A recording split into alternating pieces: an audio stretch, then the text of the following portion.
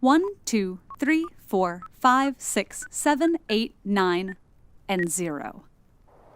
With just these 10 symbols, we can write any rational number imaginable. But why these particular symbols? Why 10 of them? And why do we arrange them the way we do? Numbers have been a fact of life throughout recorded history. Early humans likely counted animals in a flock or members in a tribe using body parts or tally marks. But as the complexity of life increased, along with the number of things to count, these methods were no longer sufficient. So, as they developed, different civilizations came up with ways of recording higher numbers. Many of these systems, like Greek, Hebrew, and Egyptian numerals, were just extensions of tally marks, with new symbols added to represent larger magnitudes of value. Each symbol was repeated as many times as necessary, and all were added together. Roman numerals added another twist. If a numeral appeared before one with a higher value, it would be subtracted rather than added. But even with this innovation, it was still a cumbersome method for writing large numbers. The way to a more useful and elegant system lay in something called positional notation. Previous number systems needed to draw many symbols repeatedly and invent a new symbol for each larger magnitude. But a positional system could reuse the same symbols, assigning them different values based on their position in the sequence.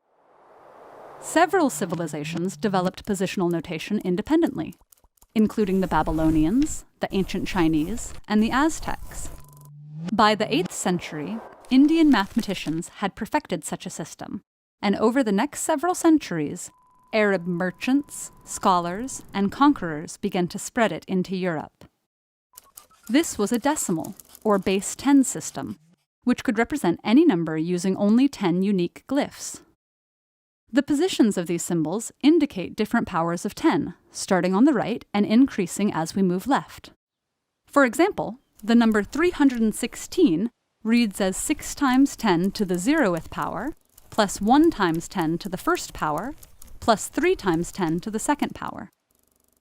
A key breakthrough of this system, which was also independently developed by the Mayans, was the number 0. Older positional notation systems that lacked this symbol would leave a blank in its place, making it hard to distinguish between 63 and 603, or 12 and 120. The understanding of 0 as both a value and a placeholder made for reliable and consistent notation. Of course, it's possible to use any 10 symbols to represent the numerals 0 through 9. For a long time, the glyphs varied regionally. Most scholars agree that our current digits evolved from those used in the North African Maghreb region of the Arab Empire. And by the 15th century, what we now know as the Hindu-Arabic numeral system had replaced Roman numerals in everyday life to become the most commonly used number system in the world. So why did the Hindu-Arabic system, along with so many others, use base 10? The most likely answer is the simplest.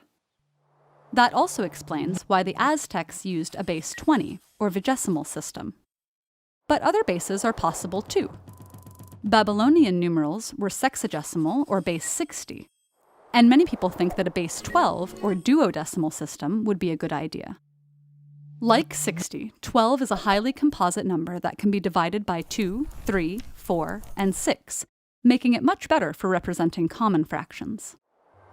In fact, both systems appear in our everyday lives, from how we measure degrees and time to common measurements like a dozen or a gross.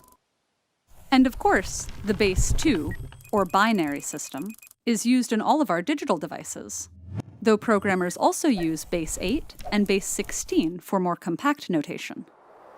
So the next time you use a large number, think of the massive quantity captured in just these few symbols, and see if you can come up with a different way to represent it.